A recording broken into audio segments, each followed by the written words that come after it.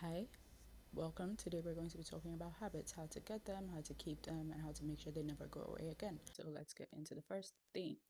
What might be the biggest problem with getting your habits to stick? So it might be one of two problems. The first problem is that your brain thinks that in stopping your current habits or in cultivating new ones, you're going to die.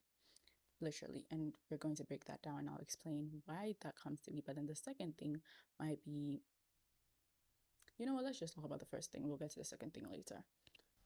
So, you want to get better. You have things that you've put on your list, probably from the top of January, that you were supposed to do. Working out, eating healthy, stuff like that, that should be easy to implement. But every time you start, you stop after like 2, 3 weeks because you actually don't even know why you stopped, you, but then you find yourself stopping. The reason why is that, like I said, your brain thinks that your life is in danger and it thinks that you're going to die and disappear off the face of the earth. The reason why it thinks that is because you've been the same person for majority of your life or so much of your life that those things are literally ingrained in you. That's why I call it the ingrained identity. So the ingrained identity is a repository of all the habits and all the behaviors, all the things that you've continued to say to yourself all like throughout your life, the patterns that have repeated and repeated and repeated and now feel like the norm. That might be the first thing standing in your way. That might be the primary block. And that's the block for a lot of people. It was the block for me for a very long time until I found out how to get over it. So let's try to get into the nitty-gritty of why this happens so we can understand how to get rid of it. Reverse engineering, so to speak. Yeah. So, like I said, the ingrained identity is all the things that you've done throughout your life to this day that your brain has accounted for as normal.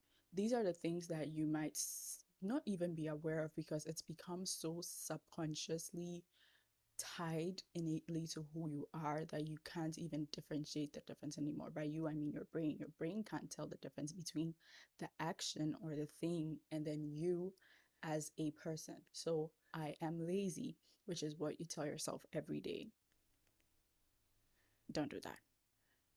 I am lazy. I am inconsistent. I am always falling off. I never follow through with anything. I don't have the discipline. I this, I that, I don't. Personifying those negative things literally drums it into your brain and into your subconscious. Because if you're saying, I am lazy, and you're doing things that are not going to make you lazy, if you take away the lazy, then where are you? Hmm? Hmm? Because your brain is psychologically perceiving those things as you necessarily, anything that's a threat to them is a threat to you. So if I am lazy and then I stop being lazy, I'm going to die. I don't want to die. Your brain literally exists to keep you safe, to keep you alive. So you building those habits is inherently a threat to them and a threat to you, and your brain doesn't want that. So it fights those habits.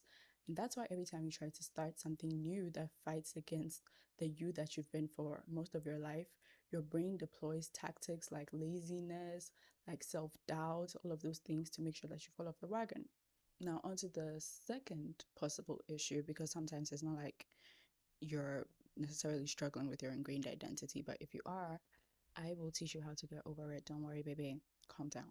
So, yeah, the second thing might be that you're trying to get your habits to stick by using the, let me not say wrong fuel, but like an inefficient method and a method that in the long run is going to get you right back where you started, okay? And that thing is motivation. Oh my.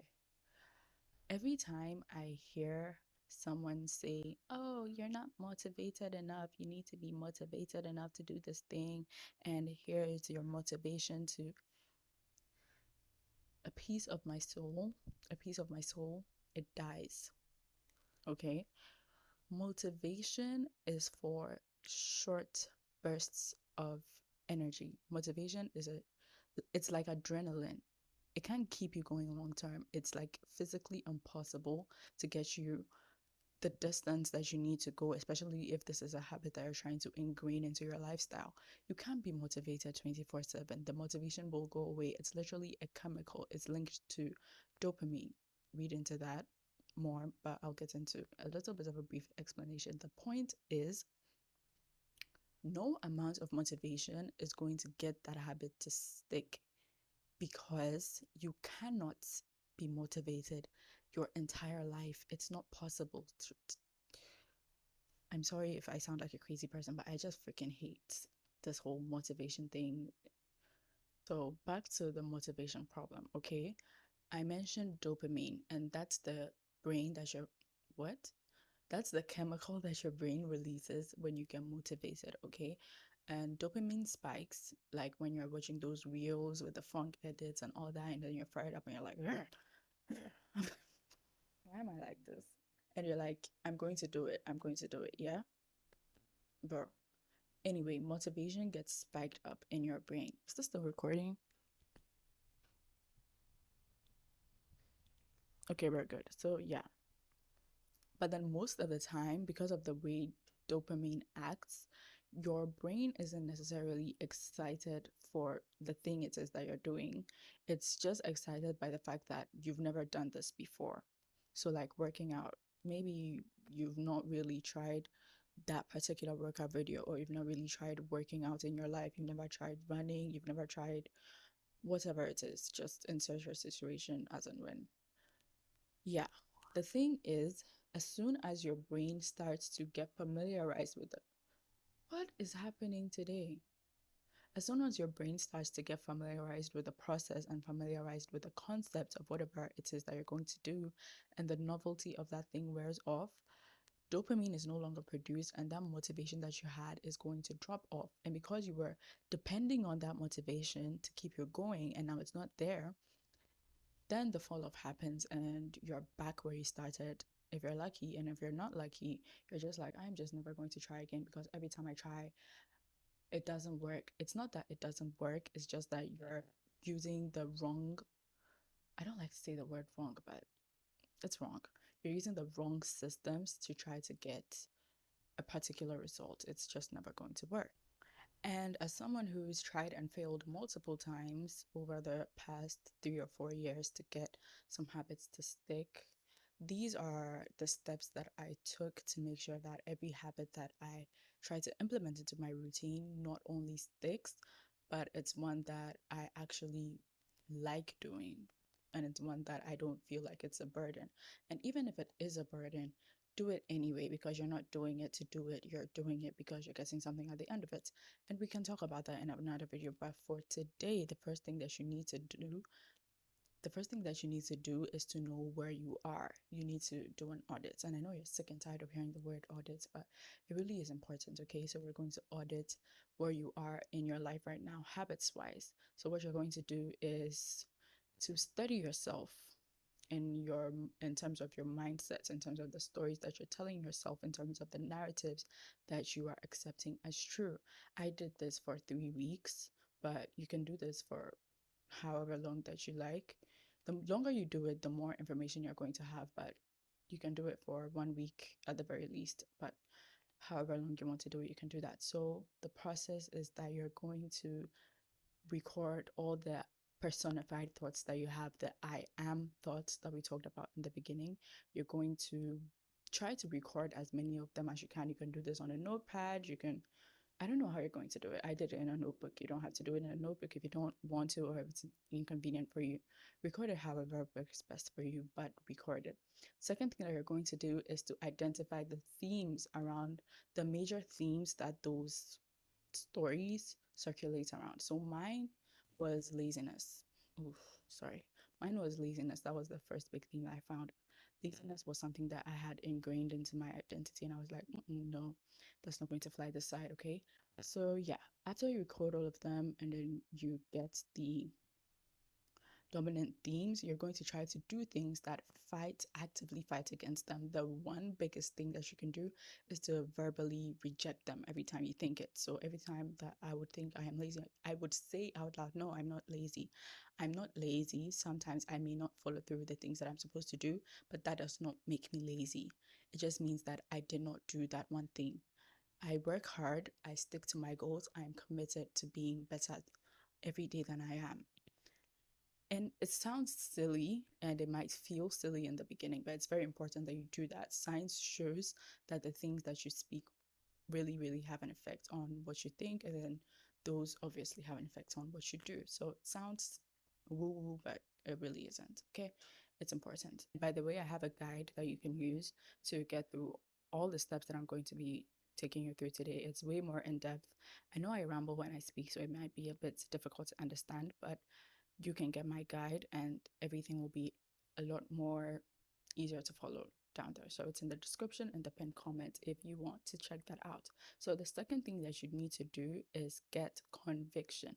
And you need to get conviction to replace motivation because, like I said, motivation cannot take you the distance. You need to be convicted in your goals.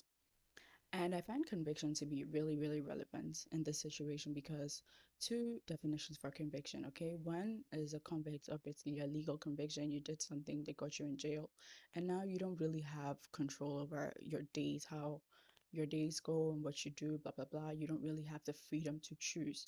But then the next thing is like a strong, unshakable belief in something, and we need both of those things. We're going to try to personify both of those things within reason, okay? I'm not asking you to go commit a felony, please. This is not an enabling video. But that was really funnier in my head. I'm so sorry. Anyway, yeah. So the thing is, you need to have conviction. Treat your habits as a non-negotiable. It's extremely important. Put yourself in the mindset where it's like, I don't have a choice. I don't get to decide if I do this thing or not. And that's the main thing because people approach their habits as like, oh, I'm going to work out today and I just feel like working out today. I just feel like eating healthy today. I just feel like doing good today, so I'm going to do it.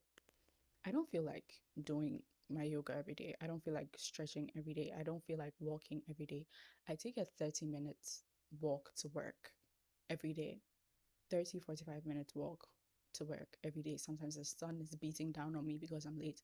I still do it because I don't treat it as a choice unless I have like a broken leg, which astaghfirullah, that's never going to happen. But treat your habits as non-negotiables. Okay, you don't have a choice unless it's like a dire emergency. You have to do that thing. Something that really helps on the days that you don't feel like doing it is to do as best as you can. If you don't feel like doing it at all, do it part of the way. Like if you can't go 100%, do 1%, just 1%, because that is infinitely bigger than 0%. And that is what we need, consistency at this point. If you're just starting out, doing it part of the way is better than not doing it at all. Just do something. Do something. Okay? Like, don't ever do nothing twice in a row. That's something that really murked me when I tried to start habits. I would skip one day, and then the next thing I know, it's been 3 weeks. Do not skip twice in a row, ever.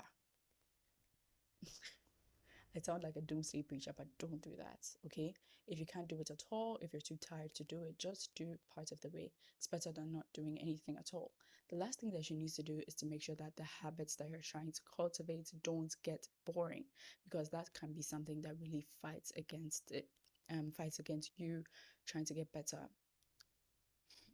Do I sound hoarse? I sound weird, but anyway. Um, Monotony can really fight against you when you're trying to cultivate habits because you're doing the same exact thing, the same exact time every time. You work out at the same place every day, you work out at the same time, you eat the same thing. You really, really, no. Like, you're automatically going to get tired of it at some point. Oh my God, I look insane. I'm sorry, I don't know what's going on with my hair, but yeah. You have to make sure that you integrate some sort of system that keeps monotony from creeping in when you're doing something. So ways to switch it up: you need to engage your sensory systems. That's something I get more in depth about in the guide. So you're going to understand how and when to engage your sensory systems when you feel the monotony coming in. Okay. And it's important that you don't switch it up too often and you don't switch it up too quickly, because then it's just feeding into the whole dopamine cycle thing. And that's not what we want right now. We just need to escape monotony and not to be chasing highs and chasing novelty and new experiences. Okay. Yeah. So basically, that's it. I audited, I got a conviction, and then I kept my habits evergreen. That's why I called my system the ACE protocol. And if you want a step-by-step in-depth guide, a digital download to help you, there's exercises, there's prompts, there's trackers, everything that I used that really helped me. You can get that in the description or in the pinned comment. Let me know what you think of this video. And yeah, thank you so much for watching. I'll see you next time.